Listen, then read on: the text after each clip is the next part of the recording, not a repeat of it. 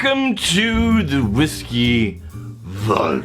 I'm Daniel. Rex, this is Uncle Billy's? Billy's. Yeah, it's Uncle Rare Whiskey Billy's. Friday. Oh, okay. It's Rare Whiskey Friday. This is more than Uncle Billy's. That's right. This is an assortment. That's right. An amalgam. And a plethora. And this is Bundle. technically from Mark Schilling, who is in some way connected to Uncle Billy's. Is he? Is he? So... Mark Schilling. Oh wait, is he? Wait, and connected in terms of not crickets connected or yelling? No, just crickets. So that's yeah. He needs a different glass today.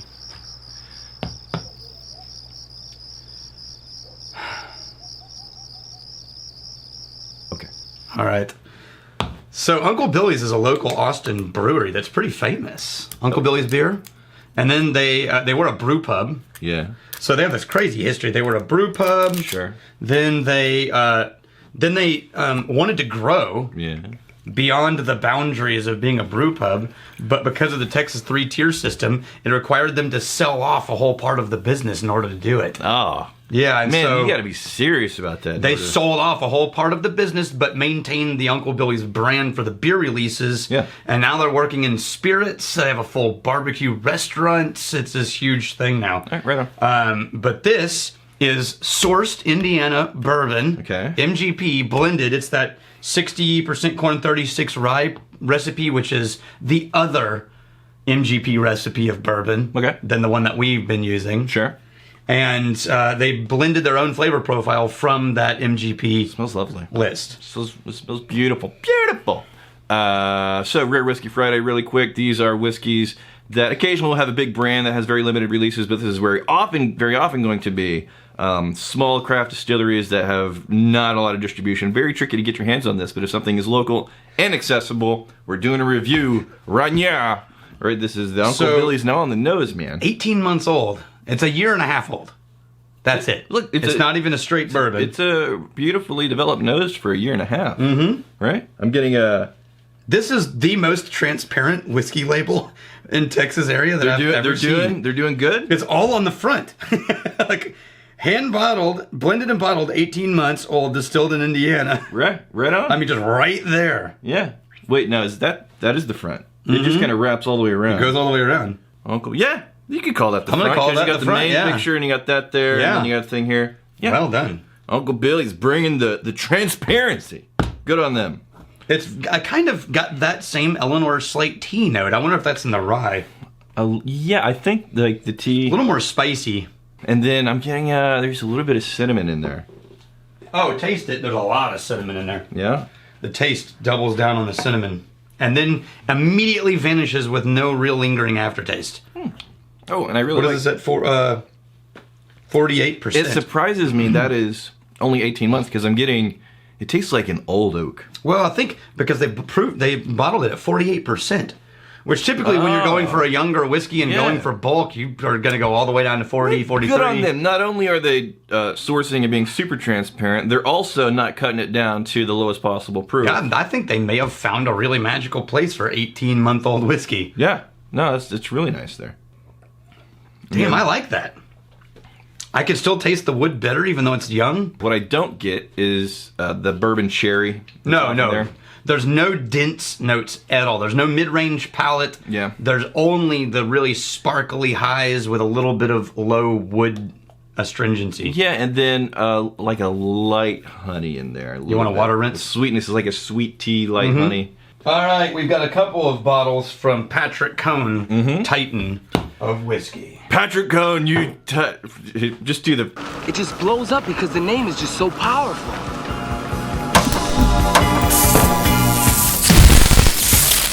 Okay, so these are both from Tempe, Arizona. You know, I'm actually looking forward to the retroactive tightening episode where we just start doing the tighten animations and by the end nobody else is watching because I've just seen tighten after tighten after tighten. We're exhausted from yelling or doing whatever the we're losing our voice. ceremony happens to be. Yeah. All right. Okay, so we're going to start with this one, which is just their Fossil Creek whiskey. Wow. Oh, weird. What is that? That is some wood smoke, man. So this is a blend of their own whiskey. What kind of wood smoke is this? That is special. So they opened, and they're only 2 years old, this distillery, it looks like. I'm at Silver Dollar City in the Ozarks right now. Yeah, it's definitely like the touristy wood shop. Yeah. Where they sell you all the different random things out of carved wood. Yeah. And you can go take a quarter and use the machine to stamp it into a souvenir to take home. I like that. No, it's So- very it's you very rarely find this American wood smokiness. So this is corn, wheat, and rye grains, but I'm guessing none of them in a large enough dominance to become one or the other, so that's what makes it only a whiskey. And then Fossil Creek whiskey. a dose of that wood burning kit that you had when you were a kid. Yep, this is batch 7, bottle 2. And it just dominates the nose. That smoky How was element. it so smoky? Did they smoke anything, did they? Dude, they had to have smoked some stuff. Something. There's smoke involved. It's somewhere in this process. Oh yeah, there's... What did they do? Wow. Bam. It is on the nose, the front leading flavor. On the palate, the front leading flavor is that smokiness. Yeah. And then you get just a little bit of a, underneath the smoke, Almost mesquite-like. a little bit of a swell of a sweet tea. Yeah, but that's a... And then it fades away, and then you're just left with this You know what this tastes like? dry, bitter, smoky finish. It tastes like a really smoky blended scotch without the middle butterscotch note. So if you took like a Johnny Walker, a smoky Johnny Walker, Yeah. and yanked the middle butterscotch out of it from the malt, Right? and left behind that thin grain spirit So the with the smoke, the character of the smoke, like it directionally, it's too mesquite, it's not peat. yes, it's not earthy, savory, No. meaty. It's like dry, Wood-burning mesquite-y, smoke, yeah. wood-burning kit type of smoke. But yeah, you remove. See, I think in the types of whiskeys you're talking about out of Scotland, that smoky layer leans up against these sweet layers, and they interact really nicely. This is just basically a smoky monster. And if you're into that kind of flavor, it's amazing. If you're not into That's bizarre. if you're not into that level of smoke, it's gonna be a bit much. I can't believe they don't talk about how they got to that smoke note. Yeah, that's the most. I mean, it is unique. It's remarkable. and special and different. Very rarely do I get those flavors out of any. All right, dump that and let's rinse I don't know if I smoke can, out of it. Yeah, I don't know if that smoke's gonna come out. So now we're moving to the same distillery, Adventurous Stills in Tempe, Arizona, but we're moving to their Peralta bourbon. Oh, there's a delightful hard candy on that nose. What is that? They used some specialty grains to try to create. This to me is chocolate and orange. This is to me is Cherry Jolly Rancher. I could see that too. Oh, I and can. then there's your chocolate. I know. I totally agree. This is a far more interesting nose on a bourbon than I've had in I don't know how long. Yeah. This is the most atypical bourbon Yeah. I've smelled in. And then there's this beautiful butter underneath those hard candies. This smells lovely. Yeah. This is batch 8, bottle 5. Damn. So, I get Cherry Jolly Rancher. There's a little bit of a chocolate. The orange, maybe, but chocolate, yeah. And then there's like a buttery element in there. That is a super interesting nose. Also, another unique nose. I mean, they're just with I looked up the tasting notes. Peralta, Adventurous Stills, is that them? Yeah. Damn, y'all. 3 guys. Bringing it. That is They hand fabricated all their equipment. Yeah, all right. They're serious. That's impressive. And I gotta tell you, I looked at the tasting notes. One second. On the nose alone, that's impressive. Yeah. I looked at the tasting notes on their website, and they are doing themselves a huge disservice on their own tasting notes. Really? Their tasting notes are just generic bourbon notes. Oh, no, They no, say this is things not- like this is not generic. caramel, vanilla, and a gentle rest in charred oak. That's all they said. No, they may I'm have. like, no. They may have looked at how everybody else does their tasting notes because most other bourbons are going to have a lot of overlap here. On the nose is something special. On the taste, I hope it holds up and still is special. That would be awkward. Oh, it's almost Canadian. That's bizarre. You know what I mean? And that then- dense vanilla. Well, and then there's this barrel bitterness on the end. Yeah. And then after the barrel bitters, almost like a peanut butter. You know what's weird? Yeah, no, absolutely, it's peanut butter. Yeah, absolutely. on the finish of the finish. That's peanut butter. Yeah. Wow. Okay. You know what? This has all the mid-range that the other one lacked, but nothing else. It's all mids. In the taste, it's all mids. I wonder if these share a lot in like the mash bill. It's just the smoky element. I wonder if we could add a little spice back into that I mid-range. don't know. I think that smoke is so aggressive.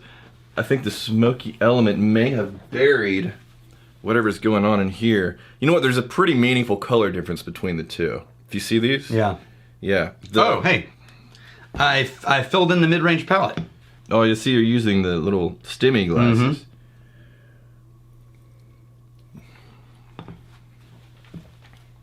Yeah, a bit. Right? Absolutely, yeah. Okay, You so... added a layer underneath that smokiness that shows up and doesn't get dominated. Moving on, since we're getting overwhelmed by our first tastings. This is Travis Barnes, who is one of the owners of this distillery. Right. He left these for us himself when he was here visiting the vault. Okay. Like a year and a half ago. All right. Or maybe longer. So a bit of a rep type of situation. So he's a rep. And he's the people that have a vested interest in the whiskeys, they get the awkward silence. So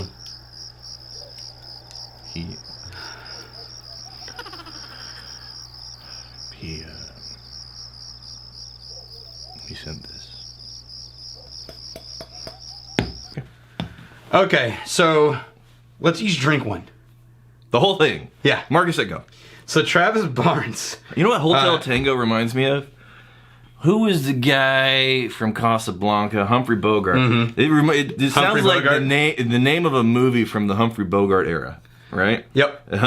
Hotel Tango. Hotel Tango. Humphrey Well, Bogart he's shows a up with Marine. Cigarette and He's a Marine turned lawyer turned distiller. oh, I'm talking Travis Barnes. I'm talking about my fictional reality. Yeah, but I'm saying so. You're talking about he's real kind of a things. man of mystery. He's a bit of a Bogart. Yeah, well, look, he started as a Marine, ended up a lawyer, and now a distiller. That's a pretty diverse career. Don't Bogart my whiskey. All right, you're gonna drink the Bravo Bourbon. Yeah. That because it's 6 years old and is older. This whiskey is older than their distillery. Yeah. Pretty sure that's the MGP sourced whiskey. Sure. They're making their own now.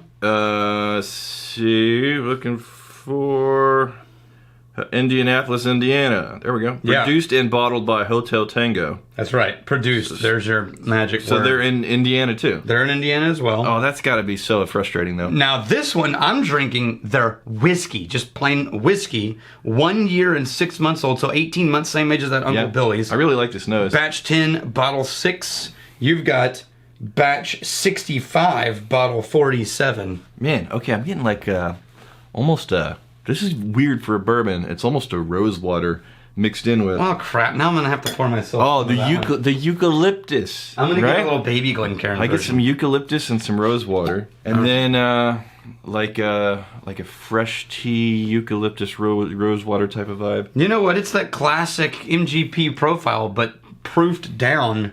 And blended into all of the lighter flower notes. What's showing up more so on this MGP presentation than I think I've had from other MGPs, and maybe it's because I'm fresh off the heels of something really smoky and weird. Oh, the eucalyptus note. Yeah, the rye. I don't really get that eucalyptus note as much in the from MGP offerings than I do in this bottling right here. Did they do anything to it, or did they just bottle it? I don't know. Okay. My guess is, like so many, including us, this is what funded the beginnings of the distillery. Again, even on the taste.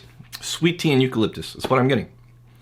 Sweet tea and eucalyptus. It's a nice bourbon. Yeah. Oh, actually, this is really thin, but it's not offensive. It's an easy drinker. What's the proof on this? Is just their generic whiskey. Okay. And it is... The eucalyptus is gone on there. 45%. This is not bourbon.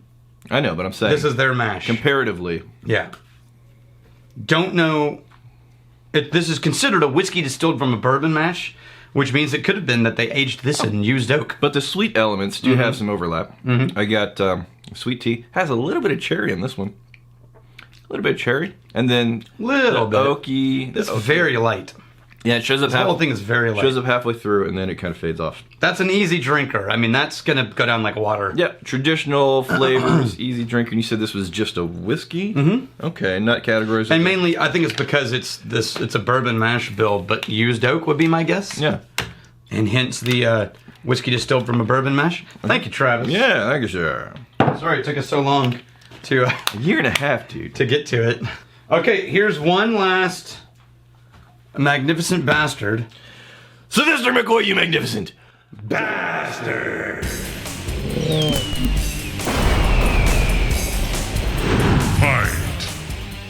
You know, I'm sensing a trend.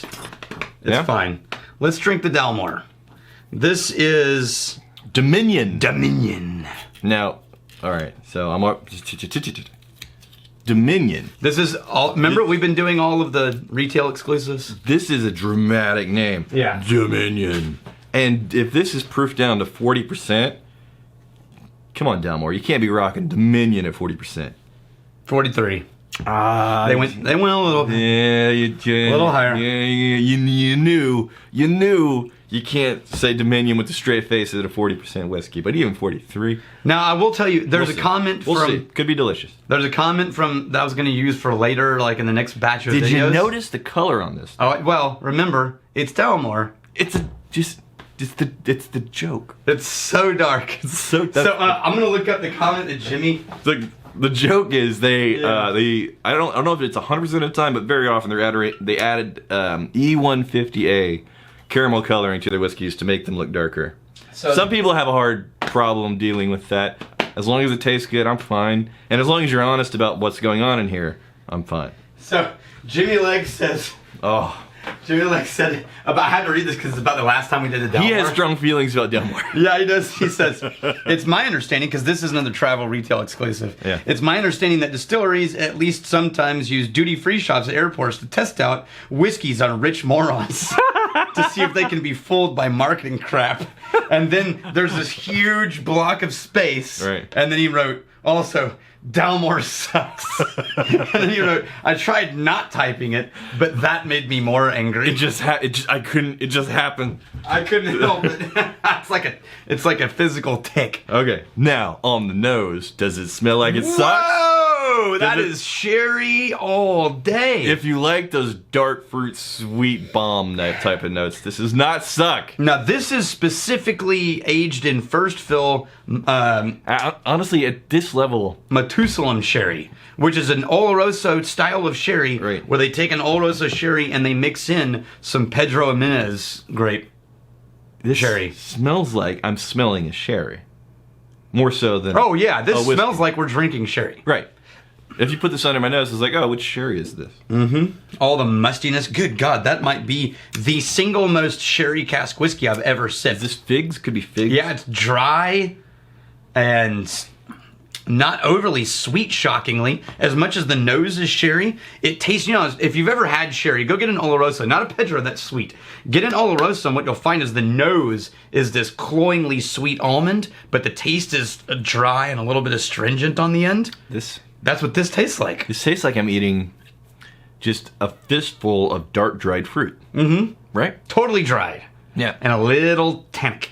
A little bit. Yeah. Right, man. This is pretty remarkable, though. It is. This might be the most interesting Dalmore we've tried so far on these travel retail lines. I want you to basically take a moment and realize that the flavors coming out of this, that's 43%. That's so low. And yet, to have this much flavor. can you imagine what this probably wouldn't have been able to stand while sipping this at cask strength. It would have just taken you out. This does to sherry what Lefroy does to peat smoke. I agree. Yeah. And again, the fact that it's doing it at 43% Yeah. is ridiculous. I think they may have called it Dominion because whenever they were, proving it at the cask strength, they were getting dominated. Yeah, that's very possible. Wow. I kind of like it, though. I do too. I mean, it would be a categorical, like, you need to be in the mood. Probably need a cigar. Oh, no. Oh, With a cigar, that would be delicious. This would be an exceptionally interesting cigar whiskey because, dude, it's a special whiskey that's going to stand up to something It's as going to stand up to anything. potent as a cigar. It's going to stand up to Jimmy Lake. Right. And we often... Nobody puts baby in a corner. What's interesting, though, is we say it's very, very rare that we'll get a whiskey in the 40%, low 40s that we don't feel like. It's invisible at some level. Yeah, it's like, man, these flavors, they're there, but I wish they were just amped up a little bit more. These flavors, I don't really wish they were amped up. No. They need to stay right where they are. Right. They're right on the edge of being too much. Yeah. All right, here's to fighting, stealing, and drinking. If you fight me, I fight for a friend. you steal, may you steal a lover's and heart. if you drink, may you drink with us. Hey, thanks for hanging out with us in the Whiskey Vault. Don't forget to throw in a like, hit that subscribe button on the bottom right, and drop a question or comment down below.